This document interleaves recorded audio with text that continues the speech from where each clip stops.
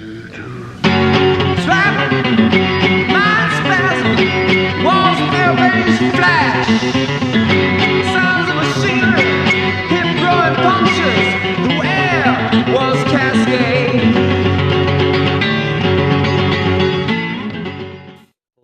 is Carl Smith. Welcome to the Fresh Goose Arts podcast number 22. This is going to be with Ricardo Richard Acevedo. And like some of the artists I have on this podcast, I'm just going to let him describe what he does. He is an actor, a poet, photography, musician, tons of other stuff. And I think he's from California. I met him a long time ago, I think in the late 90s in Austin, through Harold McMillan, who is a amazing administrator, musician, artist. He does a lot of cool things in Austin with the the black community, the history here, documenting it, talking about it, trying to preserve it. And it is, not the easiest thing in the world to do, but it's been cool watching Ricardo Richard Acevedo, Harold McMillan. They're both hard workers, cool dudes, and, another example of awesomeness in Austin and arts-related awesomeness and that kind of stuff. So thanks for listening. Talk to y'all later.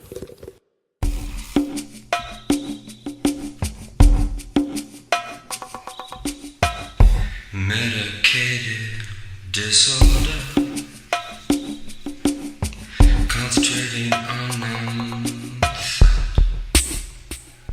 Show with Willie O'Cherry and Dave Lasco, Mm-hmm. and we were talking about you.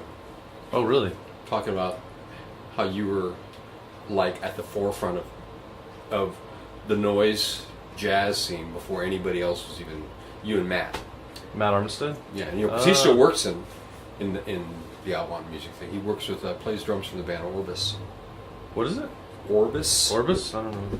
And they're like a noise, prog, improvisation, craziness. Yeah. Kind of like what Pet Cat Man is. That's my other band. What is it called? Pet Cat Man. Pet Cat Man? So that must have been the 90s, like early or mid 90s. When you were doing your thing? I guess. Well, dude, I didn't get here till 97. Oh, really? So I must have met you in the late 90s. Early zeros, aughts, whatever you want to call them. Uh-huh. And I didn't know that. I thought you'd been here for longer for some reason. no, I visited Uh-huh. a couple times in the early 90s. That's what made me just decide to move here. Uh-huh. Was, nice little town. Well, so much for that, right? It's still nice, isn't it? It's just changing. It's starting to get the same thing I didn't like about Southern California, where I'm from, was there's just too many people in one place. Really? And I guess. What was nice about Austin is it was a city with a lot of cultural aspects, but it was basically a small town. Right. Affordable, there's that saying that they always say about Austin. Austin was a town that never wanted to be a city. Right. And now it's becoming a city. Yeah. And it's massive growing pains, It is. It's very painful. Yeah. Living here. Yeah. Were you doing music then? I did music all through the 80s and good chunk of the 90s. Mostly avant-garde electronic stuff and we used to call it art punk. Uh-huh. Because it wasn't really poppy. Yeah. I mean, we did a couple forays into accessibility, Mm-hmm. but it was mostly very eccentric punk new wave with a lot of electronica mixed in with it. How old are you? I'm 55. Really? Yeah. Awesome. I'm 39, so Awesome. it sucks. Any kids? I like 39. You do? Yeah. You did? 39 was good. Really? Yeah. Alright. It gets worse, right? No. It gets harder. No. I got easier. Really? Yeah, man. I when I was younger, I used to Well, you're attractive and smart and all these things. Well, I used to worry too much about what people thought about me all the time. You know, and I just don't anymore. And as you get older, you care less and less about what people think about you. Really? Yeah, you know, I've always, whatever you just said, but I've always been a pretty awkward person. At the same, psychologically, I'm an awkward person. Most artists, yeah. Yeah, and so because of that, I never really was really good at making large amounts of friends. So your parents were artists? My mother was a mariachi singer in front of in a mariachi band. My father, my blood father, was an art teacher at Fontana High School in Southern California. Wow. And he also went down to Mexico all the time and taught life drawing down in Tijuana. Oh. And he's the innovator of a certain pottery process called the double wall pot, which in turn creates a serving dish or something that you can hold, and it keeps food warm inside, but it's not hot to the touch. And that's how you got your riches. Well, no, I didn't. Yeah, my riches. Right. No, his name is Ben Barnes. Okay. He's fairly well known. You know, he's a part of that whole mid-century modernist artists. You know, I have a lot of his abstract paintings at my house. You should see him, man. But West Coast. West Coast, yeah. Yeah. So was he even aware of Ferris Gallery, L.A.? Yeah. He's. I mean, he's in his mid-90s now. Pretty much blind, unfortunately. But he still sculpts. Can't really paint much anymore. But yeah, his resume is pretty lengthy. All the shows he's had around Southern California. And he had shows in Arizona, I believe, New Mexico, all of the Southwest and Northern California scene. Okay. Yeah. Shit. Yeah. That's awesome. Yeah. I'm really interested in that West. I'm just now kind of learning about that. I'll send you a link to some of his paintings. You've got to see his paintings. Okay. You'd love them. All right. Because, you know, I look at your work, and when I went out and finally met him. I mean, I've met him a long time ago, but when I finally got to go out and meet some of my half brothers and sisters, I saw some of his paintings, and I love watching the arc of a creative person's, how all the steps they take to find when they really are doing their vision. Yeah. And I can see it in your work, man. I can see I can see that. I can almost I was walking around your living room going like, Next year. You know, it's going. 2 years. It's going. You know, it's going somewhere. Cool. Thanks. Yeah, man. Yeah, that's got to be really great. I can't imagine being able to see that like through a father, like, and to have him be that old. I'm really interested in artists that have those kinds of careers where they can actually fucking make it that long, right? And you get to see. Well, I think teaching, is what kept him, you know, buoyed him. Sure. He was because he taught high school art, and you know, this is back when back in the days when art programs in high schools were actually pretty well, you know, funded, even though they're not now. So it's like, you know, you have art leaning schools like McCallum here in Austin. Sure. And Lamar, even at the middle school, it's got art leaning towards the arts. So there are and tons of other public schools where you're fucked if you. Yeah, and we're most public schools you're fucked. Most poor people are. Yeah. If you aren't, the calling isn't in you, beating you up internally. Yeah. You're not going to seek it out because it's not going to be something that you are going to be exposed to. That's bad. Yes. It's bad. It's messing our culture up.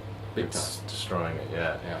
Which we could bring up Harold McMillan too, who seems to be someone who is trying to preserve historically this culture that is like this black culture in Austin that right now, what you were talking about, is just. And when I started when I started working with Harold I think we started working together in '99 on back at the Artplex. Oh yeah. Yeah. It burned. Yeah. Right. Yeah, it got kind of gutted. Oh fuck. Yeah, Somebody working with oils, yeah, blended their turpentine and their linseed rags in a closed, and it got warm. Boom, boom, And that was a nice space. that was a nice space. Downtown. Yeah, man. And now the Dog and Duck is even gone because right across the street from it. Yeah. So anyway, yeah. I mean, Harold is probably my oldest and dearest friend. I've known a lot of people. I worked when I first got here. I worked at Kinko's out in Bee Caves, and it's weird because met a lot of really good people. It's where my friend Mike Titsworth, who was kind of in speed metal bands all through Texas, Angor Watt, and he had a band called Pale. Okay. Different bands. My friend Aben Eubanks, he worked there as well, and he's now who's that pop singer? What doesn't kill you makes you stronger. No idea. Anyway, I forget her name, but he's like her touring guitarist. That sounds horrible. Yeah, well, it's like he's happy. Yeah. He gets to travel the world, and maybe, an hour and a half, once, an hour and a half, maybe every 4 days, he has to get up on stage and play pop music. Yeah. He doesn't care. Yeah, that's He gets to travel the world, and he has a beautiful wife. Yeah, his life is that sounds good. a bowl of cherries. Better than Kinko's. Yeah. So I do kind of want to. So you were born in Southern California? I was born in San Bernardino, California. Okay. The end of Route 66. Awesome. In public school, you were drawing when you were young. Were you? I won a lot of awards as a kid, as an illustrator. Oh wow.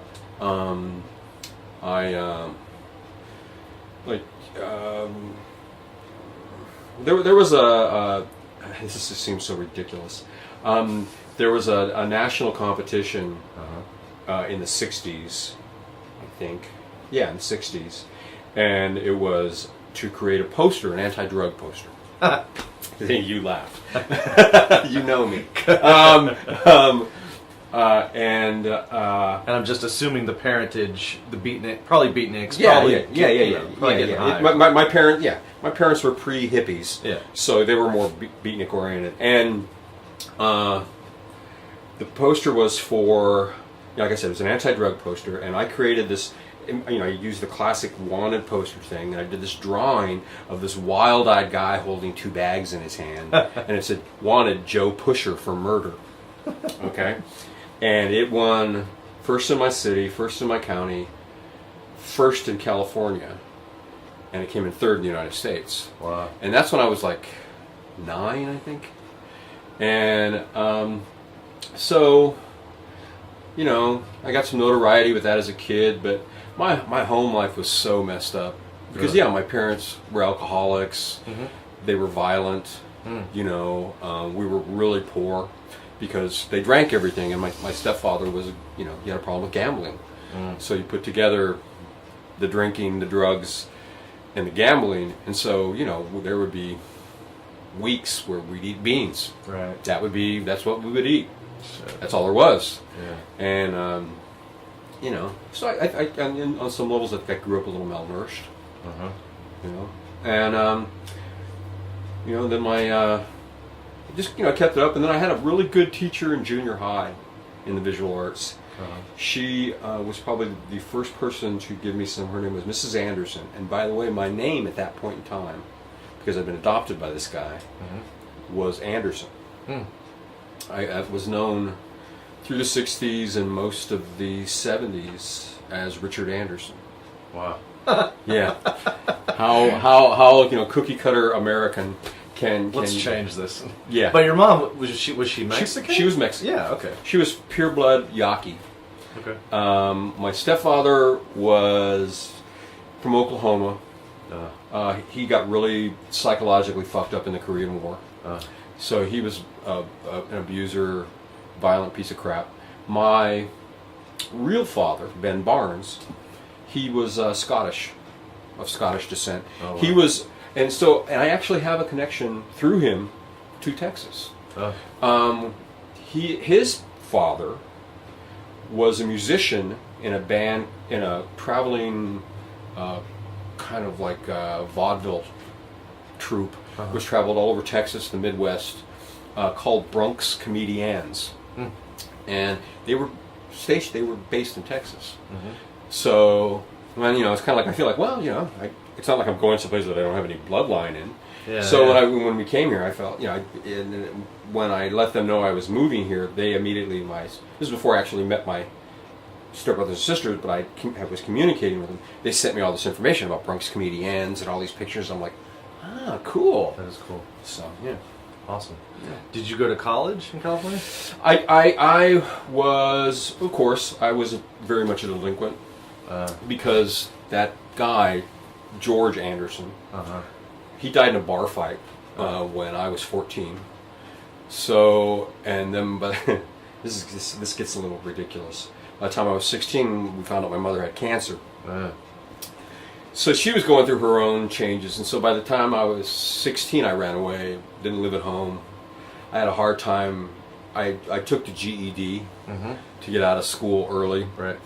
I attempted to go to city colleges. I took courses of things I liked. Wasn't it free back then? It was pretty California? fucking cheap. It was pretty damn cheap. It was. I think I paid to take a course at San Bernardino Valley College $45. Wow.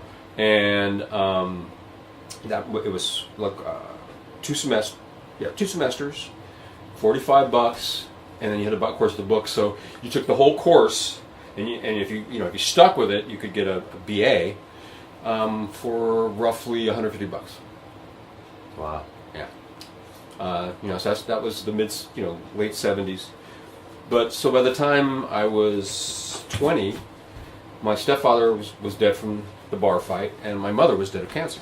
Ugh. So I really had no tether per se, and I was a piece of work. Yeah. I really was. It's good to do that for a little bit, and then I did it for a long time. learn some shit, and then I did it for. I was a real messed up person. I can unequivocally for 17 years. I mean, I wouldn't have trusted me in my house. Yeah. Yeah, I was not a nice person. Wow. Yeah. But it's the same sort of thing. It's like you go so far down the dark hole. Yeah. And when you come out the other side, you go like, wow, shit, now I know bad. Because I've been really bad. Yeah. So plus I started dabbling with Buddhism. And thinking on that level. Okay. I discovered Alan Watts around this time, started reading his stuff, and discovering a better way to look at the world, as opposed to, I just had a really highly defined street kid survival ethic. Sure. And it made me really untrustworthy. But because I was such a liar, such an extremist, that I went on the opposite side, now I'm like, people tell me, Ricardo, you're too honest, you have no filter. Yeah. It's like you just say what you're thinking, and yeah, I do. I still have a problem with that. Sure. But that's also, I think it has to do with the whole punk ethic that I grew up with. That, you're prized by your directness. Sure. And that still sticks with me. Yeah, and it's going to cause some problems for sure. You're going to piss people off. It's too easy almost. You can't make art without it, though. Well, I mean, if you spend a lot of time worrying what they're thinking about you, and worrying about if you said the right thing, you acted the right way, that's going to eat into your creative thought processes. And what are you ever going to get done? Yeah. And what are you ever going to get done that's going to make you feel like you've released some of this energy? Sure. Because that's basically what it is, right? It's like this thing inside of you, this swirling around, smoky, amorphic sort of thing inside of you that wants out. Yeah. A lot of people like to say, well, it's the universe that enters you and moves through you. Well, I always say, well, the thing about it is we're all parts of the universe, right? We're all part of the universe. Yeah. So why does the universe have to enter me when I'm already part of it? Yeah. So that is a good descriptor for what it might feel like for some people that are driven. I to be creative. I realize not everybody approaches creativity in the same fashion. Yeah. If they did, we'd have the same type of art over and over. And we could make some money. Yeah. If we could standardize. If we could standardize it, we could make some money off it. That's why we can't make money off it. Is because no one has a definition for it, Right. which is why it's art. But God, it'd be great to make Wouldn't some money. it? Some sort of like quick little formula, some little cookie cutter. Yeah. Why? I mean, isn't that Andy Warhol right there? Well, but his stuff isn't that great. I don't think. I know. I went and saw a show when I was okay. So by my late 20s, I moved to San Francisco, and I took coursework at the San Francisco Art Institute. I worked with I think it's Tony Labat. He was the new media guy at the Art Institute, and I studied like video art, performance art, mixed media. It's a different scene, right? Like Oh, God. better painters. I think the whole thing is better Well, music. there's a guy in Dallas who I connected with who went there as well. He's a really good painter. His name is Fred Villanueva. And there's a different. The West Coast School of Painting is. I see it a lot of it in your work. Oh, cool. I mean, there's a non-density element. You know, you're not using a lot of paint. Right. You're using just enough paint, and you're seeing the depth. You probably see more depth than those of us looking at it. Sure. You know, and I think that's a lot of it. You see a lot of it on the West Coast. There's a lighter sense of depth, I guess. Yeah, and that contrast with New York, where it's like very aggressive. We got to put this thing on the map, and it's got to. And the California thing, it's a little more laid back. Yeah, it is, but you know, I mean, without ego, there'd be no art. So you know, there's going to be, you know, you'll have this really flouncy, fun, easygoing environment, and then there'll be a couple of art Nazis in the environment, and and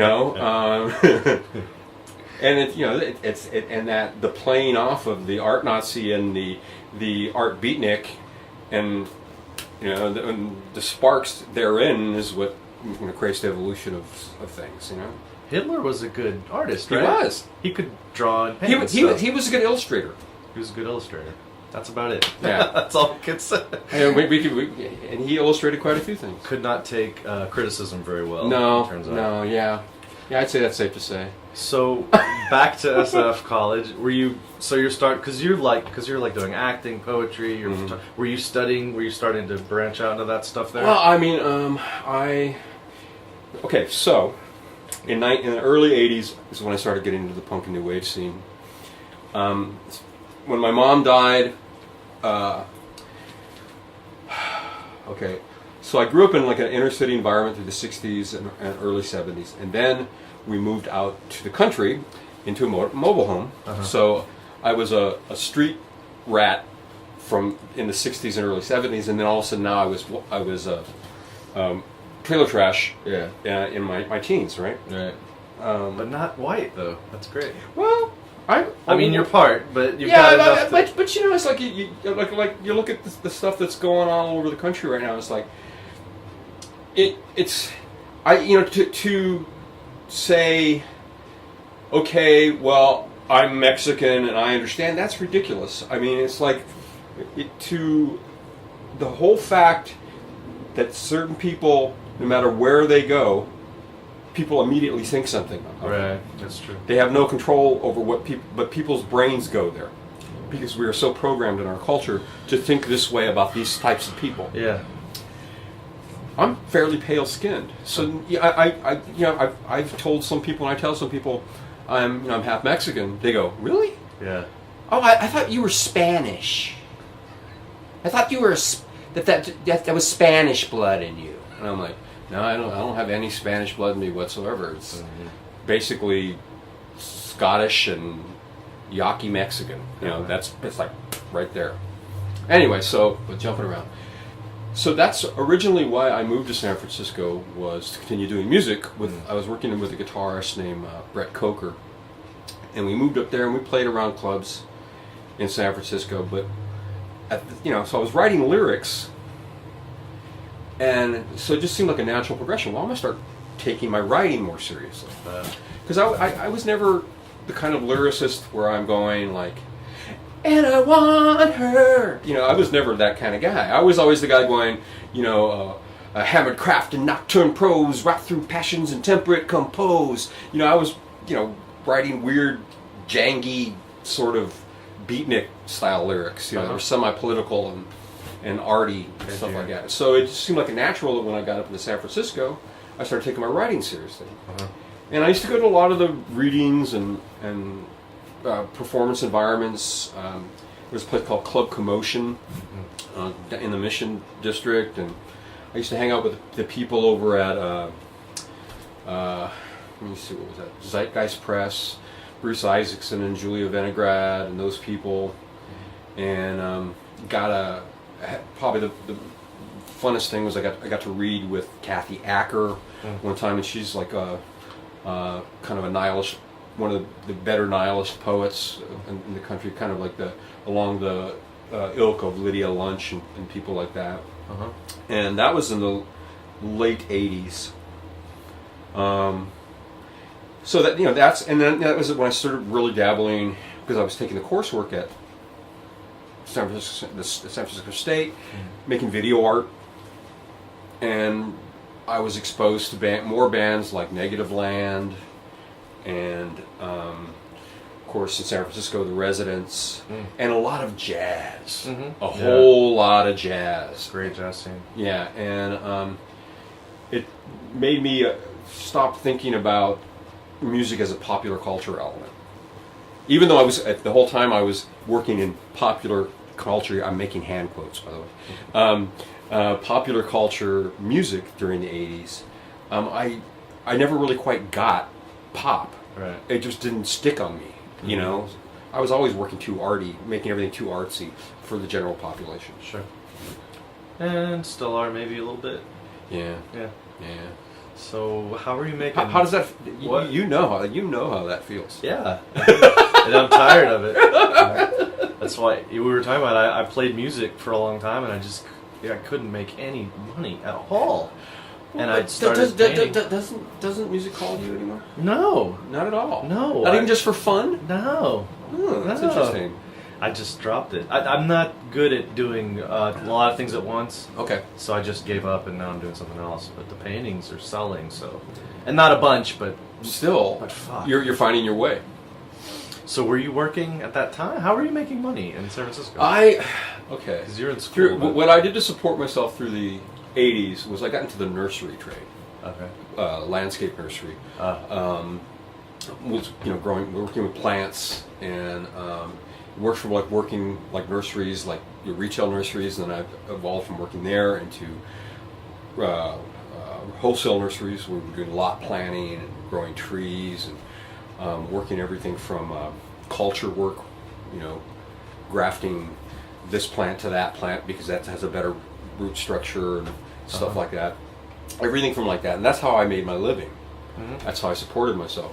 And there's a better market there, right? oh, California. Everything grows in California. It's Yeah. beautiful. Texas is a shithole. Well, Texas doesn't have the soil that California has. Anyway, so that's how I was supporting myself, and then around, I think around 1990, I had a serious, overt, hospitalized nervous breakdown. It was drinking and drugs, and working on art all the time. When I wasn't working a day job, I was on drugs, working on my art. Boom. Shit. And I snapped. Yeah. Was put in St. Francis Hospital for almost 2 weeks. Finally let out on my own accord. I moved back to Southern California and tried to regroup. Worked on a real hardcore theatrical musical project with my friend Keith McGrew, who I knew back from the New Wave days, and he has a project called Second Culture, and we did a nutsy, weird, crazy ass music project called Second Culture, and we released a CD album called It, the Other One, and it's very akin to the bands Coil and Nurse with Wound and Legendary Pink Dots, really avant-garde theatrical, electro, dark prog. Oh wow.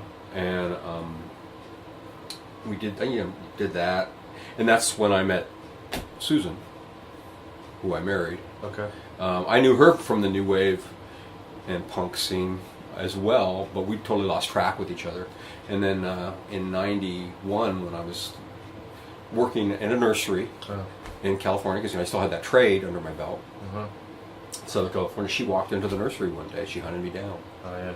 Yeah, that was kind of nice. Awesome. That's the best. That never happens to me. Well, she told me, she said, Hunted down. She said, I met you years ago, and I told myself, when I reach 30, if I haven't married somebody else, I'm going to find Ricardo. And that's okay. So my mother dies when I'm 20. When I moved to San Francisco in '97 is when my mother used to call me Ricardo because even though I'm born with the name Richard, right. My mother called me Ricardo because she wanted everybody to know that I was half Mexican. Okay. So even though my last name was Anderson, she called me Ricardo all the time. So when I moved and started working in San Francisco, I was going by Ricardo Anderson. And then when Susan and I got married, her last name was Genovese, and she suggested, well, why don't we just both take your old name? We'll get our names changed to the name that you were born with, which is Acevedo. Wow.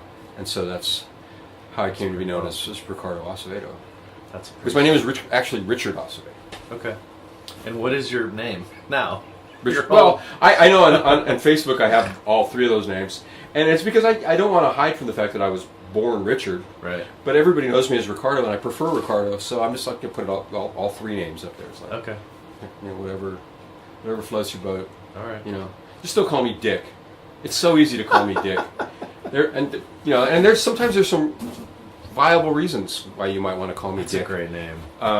But for a very old white man. Well, yeah. Well, what ruined the name Dick for my generation is Richard Nixon, because he was called Tricky Dick. Tricky Dick.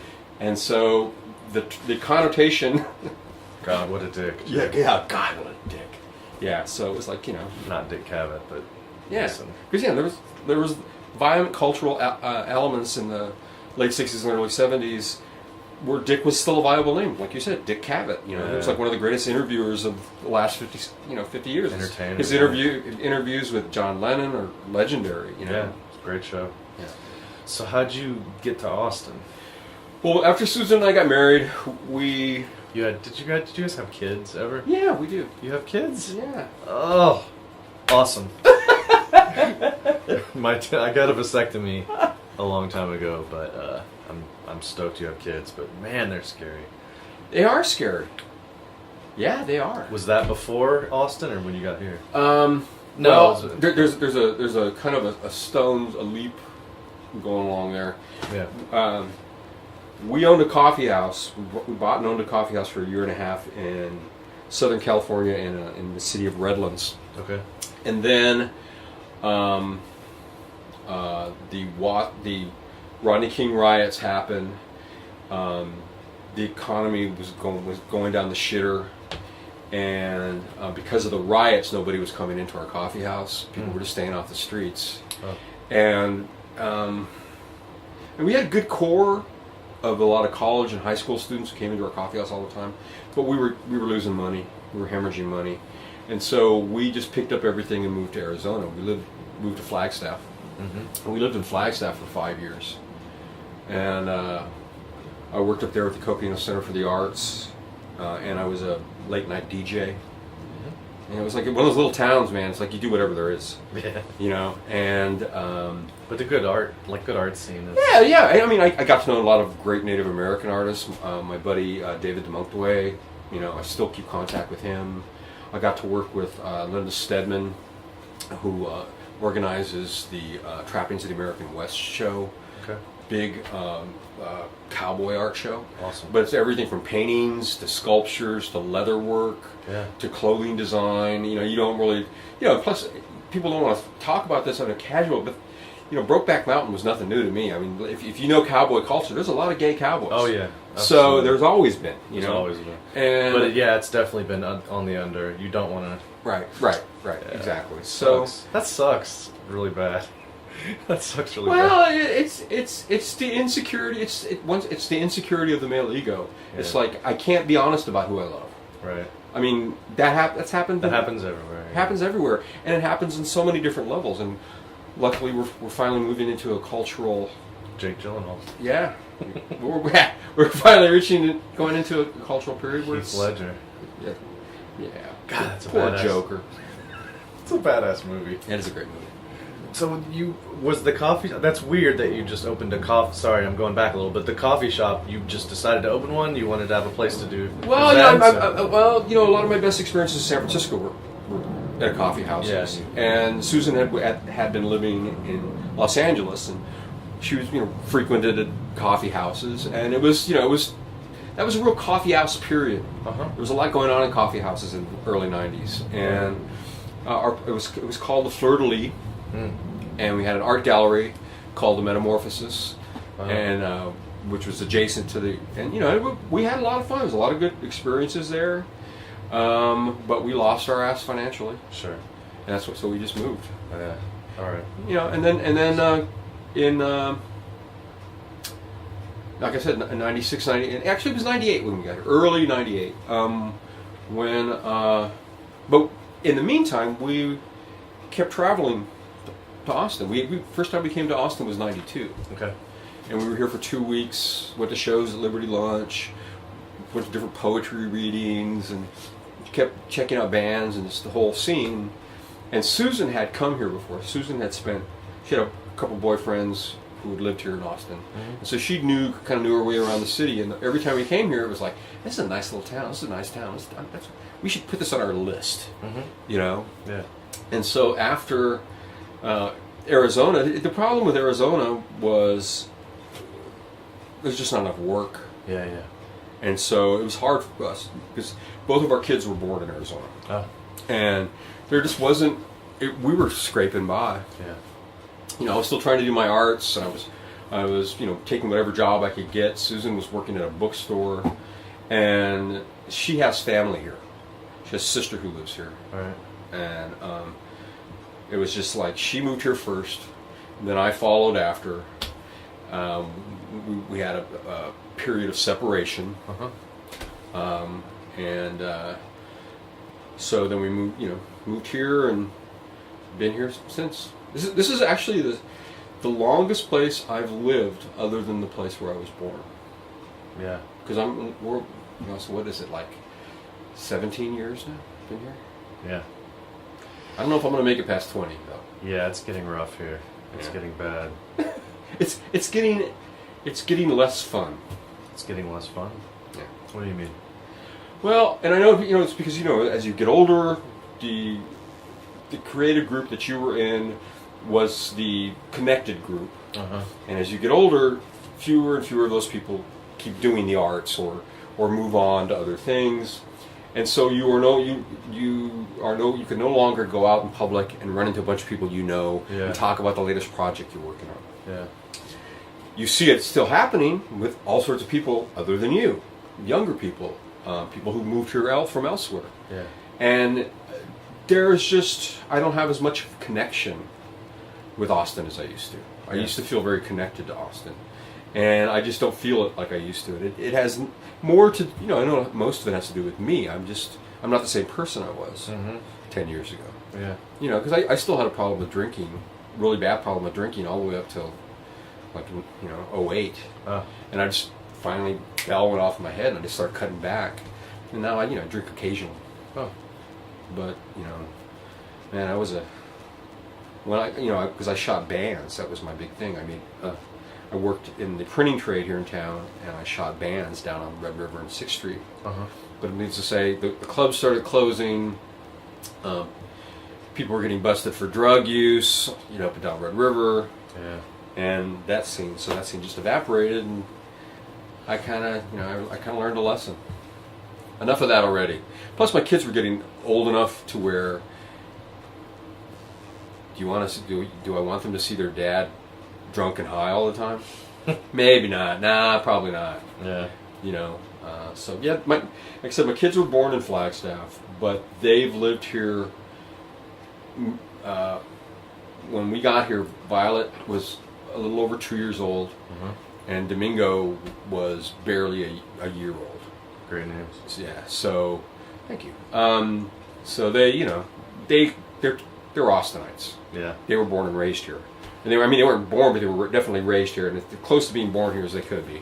Wow. Kids that I meet that are have been here a long time are very well adjusted, very well behaved. It's not like a city to get into a bunch of crazy trouble. It's pretty. Well, I think it has to do with the hippie content. Yeah. It's there's a lot of people coming here from different parts of the country. And Texas. There's not a lot of places within Texas to go. I guess that's the thing too. Is Austin's becoming a lot more like Dallas. I mean, I go up to Dallas for art events and for business, and I'm seeing a lot of similarities. Yeah. That didn't used to be there. The condos for one. Yeah. And just the overall pace of things feels a lot more like Dallas than it used to. That's good. But it's better than Houston. It could turn into Houston or... But that was just it. Austin was its own animal. Not anymore. It's done. Those days are over. Well, and then I talked to my friends who've lived here their whole life, right? Yeah. And they say, oh, it was dead by 95. Really? Yeah, and then I talked to other ones, and they say, well, around 05, because that's when South by Southwest lost its tether. I guess twice. I've used that word twice now. I can't use it more than twice. Tether? Tether. I hate using words more than once in interviews. In one interview. I'll edit out the other tether. Take the other one out! And where it started getting more commercial. Oh, yeah. Where in 05 it started to be more about bringing bigger names and blowing it up into a massive festival. To where, not last year, but the year before last, with Lady Gaga and Kanye West here, it was just like, what? This is not South by. Yeah. Because it used to be about independent musicians from all over the world came here to, network and meet business professionals. Labels, Yeah, that was what it used to be about. A label showcase, yeah. Yeah, but... They used to have jazz showcases. Yeah. Weird, huh? When Knitting Factory was a thing initially. So yeah, when 2002. I remember seeing it. Was it 04? I saw Mardisky Martin Wood at what was it? Stubbs. Oh, really? Stubbs Outdoor. And that's when those bands were the shit. So did you ever make a living from art in Austin? Like just being an artist? Well, if you count graphic design as art, yeah. Okay. Actually, I had probably the best period I had of making a living off my art was when the economy was in the tank. Really? Over the last 6 years. Okay. Because nobody wanted to hire anybody full time, so they were looking for freelancers. Right. And I just, I was overwhelmed. I was designing and doing photos of everything from products to people. So there was a 3-year period where I was my own boss, and it was great.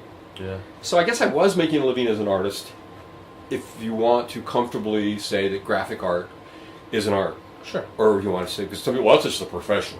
I'm going, okay, so if you make a living at painting, you're no longer an artist, you're a profession. It's a profession now. It's like, well, people were hiring me for the way I saw things, the way my visual senses. So, I think I achieved that goal. But at the same time, I don't want to do that again. Mm-hmm. I'm now back working in the printing industry, and it's a job that I work 4 to 6 hours a day. I go plug in, I do some design work for people. I still take on design clients, but then I make enough money at that because there's so few people that really know printing anymore. Huh. Especially, there's a lot of people who are doing the boutique printing, the silk screening and stuff like that. But I'm talking production printing. And how to prep files and how to lay them out correctly. So I get paid a decent amount of cash to do that, so I don't have to work too much, and then I can go home, be with my son. My daughter's going to Boston University. Wow. She's having a hard time deciding what to major in, whether it be journalism. I know, or filmmaking. So but that gives her an option that she, because UT has a pretty good film department. Yeah. So she could do her graduate work here in Austin. That's true. So I have that time in the day now to write, create music. If I shoot photography, I can do art. I can still do my art photography. So like you say, you like to focus on one thing. My brain is going in a million different directions. No, you're hard nut to crack. I have hard person to follow. I have, and you're all over the place. Poetry and music. It makes me an insomniac. Yeah. Because once my brain gets going on about something, there's nothing I can do to turn it off unless I get it out of my head. Is Austin is that a good place? It seems like it's a better place to be that kind of artist where you can do a bunch of different things. Yeah, but there's other cities, like, I've been looking at Asheville. Oh, yeah. In North Carolina. Yeah.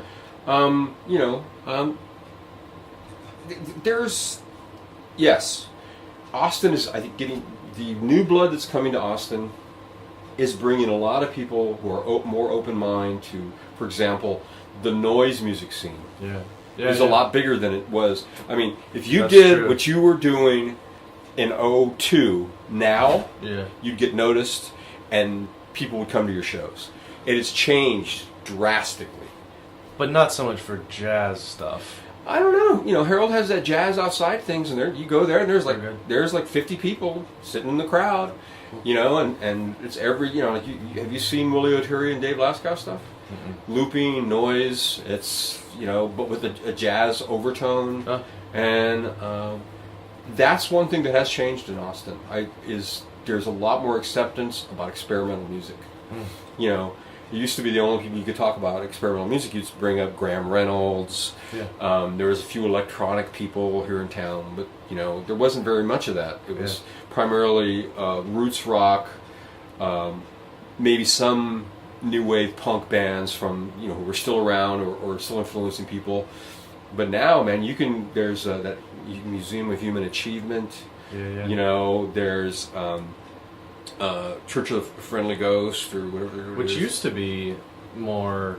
They used to do more jazz stuff, but that they've done really well and grown a lot. Right, and because of the electronic music scene that's built around them. Yeah. Right, and I think they still do a lot of jazz-esque things, but but the parameters of what is called jazz is no longer necessarily a sax player.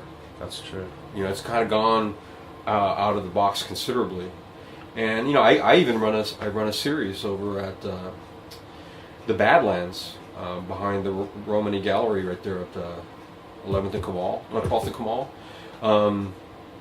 Or is that Chacon? I always get those two confused. Anyway, last Thursday of every month. I know it sounds pretentious, but I've always had this name. It's called the Active Radical Thought Series. Okay. ART. Yeah. It's an acronym. It works. Yeah. I love acronyms. Yeah, and it's the premise is to give a monthly showcase that you can count on the last Thursday of every month to go see video art and experimental music. And I'm trying to keep it experimental music in all genres. Pop forms of experimental music. Yeah. Acoustic forms. Heavy noise drone. Jazz. I mean, like we kicked the whole thing off with a Brazilian space program in WD-41. Okay. Which are jazz-based avant-garde bands. Okay.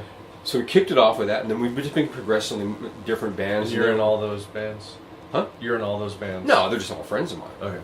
And I've gotten to know a lot of others, like Bee vs. Moth, Smokey Emery, Paul Connolly. I've gotten to be really good friends with Christopher Petkus. He's who I have the band Pet Cat Man Okay. with, and we are. I get that now. You get it? Petkus. His name is actually Christopher Petkus.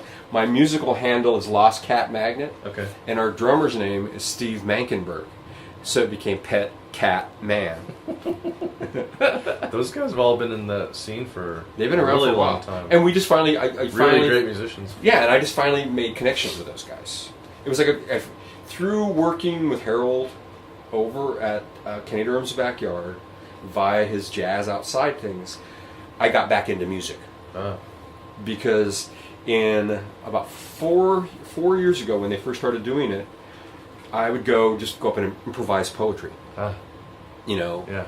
And maybe beatbox or something weird like that. Because Harold and I had been doing that word jazz low stars for so long. And so when he started doing that, that's what I started doing. But every time I would go and check out WD-41 or the low stars performing, all I kept thinking about is, man, if I had a really good synthesizer, I could do some really cool textures here, some kind of percolating swirls. So I finally got my hands on one that I hadn't gone to play live anywhere. Finally, I just got my gumption, my courage up, and approached Willie and Dave and said, hey, let me sit in with you guys one time. And they said, sure. But of course, opportunities just didn't arise. Willie and Dave? Willie O'Teary and Dave Laskow. Is that why it's... Never mind. WD-41. There you go. God damn it. I'm dumb. And they finally let me sit in with them, and I got the bug again. I wanted to do music again. I hadn't really taken music seriously. I had dabbled in projects with people all through the 90s and all through the zeros, but they were just fun little one-offs. But now, I got a whole room in my house set up with a sound system and keyboards, and I'm back at it. Cool. Did you want to read any poetry? I wouldn't mind reading one. Because I'm not going to ask you to give all the websites, but you do photography of naked ladies too, which there's other that. things. So I'm going to give that to you. Okay. Do you want to read anything out of it for the thing, or sure? If you want, you don't have to. No, I'll do. Let me see. You want something weird and funny? You want something dark and introspective? Dark. Introspective. All right. This is it's called Sepia Men. The men, raw-boned and lazy in their lean, belly up against the bar, mahogany or oak. Peering back over years and days, it is hard to mark the wood for wood, but it's easy to mark men. The hard fingers tucked in pockets, mustaches creeping long over lips, narrow eyes that draw a bead on nothing, on her. This girl, this woman, this waitress, a small thing, a cup of coffee, a lowball glass. A woman in a diner. The cook grumbling out grease and steam. The train rumbling past. And these men who watch nothing, who drink up troubles, chasing dust from behind their tongues. On the street, rain turns to snow. A couple passes, arms tucked together, heads bowed, close, as she wipes empty tables, straightens chairs. The men, sepia-toned and silent, stand long dead and stare at my mother. Wow. It's heavy. But cool. The poetry scene I like here. There's a good bunch of. Well, I'm getting. See, that's just the other thing too. Is I've kind of walked away from the visual art element. Yeah. And so what I'm doing a lot more writing again, and music. So that's what I basically told myself. I'm gonna put down the visual art Jones for 3 years instead of the next 3 years, which this started in January. For 3 years, I'm going to work primarily on music and writing. If visual art raises its, dragon-like head again and says, you want to do it. Come on, go ahead. Let's make some art. If it does that again, then, there's a good chance I'll do it. But right now, my energy is entirely in music and writing. Awesome. Thank you. Thanks for coming. Do you want to pump any gigs? This goes up like tonight. Oh, yeah. Tomorrow night. Okay, I'll put this up tonight then. At Badlands. Okay. Is the Active Radical Thought series. What is the date today? Wednesday, April 29th, so Thursday night? Thursday night, tomorrow night. Okay. I would say keep your eyes and ears open for Pet Cat Man. Okay. Is there a website for? We have a Bandcamp. Okay. Look, we have our first release is Fur Volume 1. We're about to release Fur Volume 2. Awesome. Fur Volume 1 is also on the Lloyd label, Okay. which is a Bandcamp label. Okay. My visual art Tumblr page is in the raw, INTHERA, in the RA, in the raw, on Tumblr. And as far as like my graphic design stuff, it's Raw Works Creative. I work at Mike's print shop. Okay. Okay. I like Where your is paintings, man. Thank you. I really do. I'm not just like, he's interviewing me, I gotta be nice to him. Thanks. I actually like him.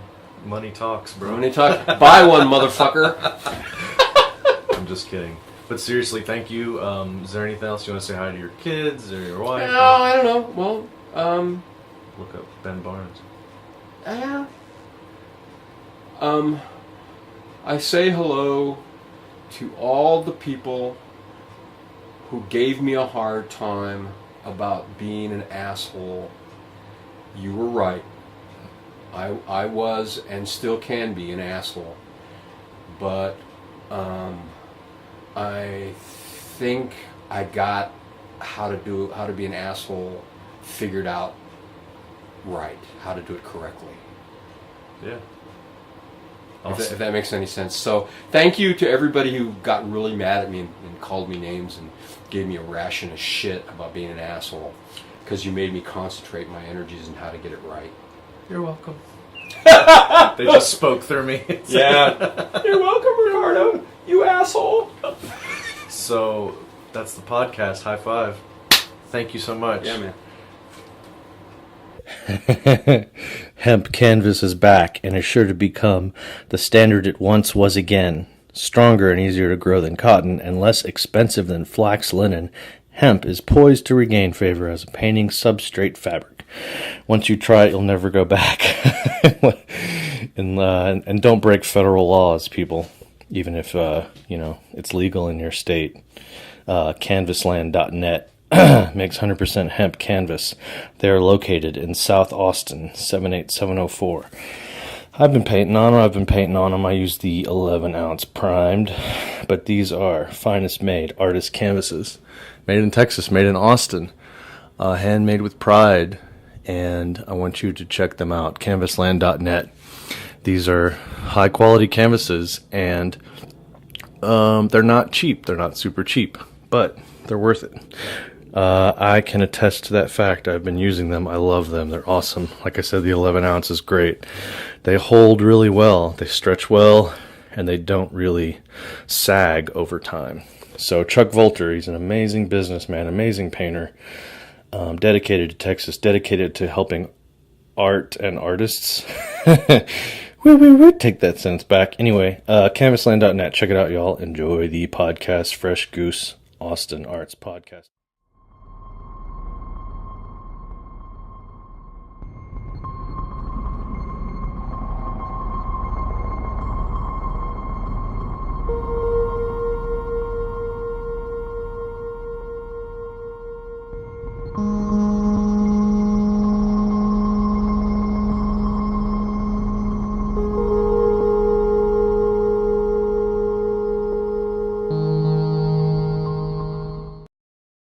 So that's Ricardo Acevedo. Thanks for listening, everybody.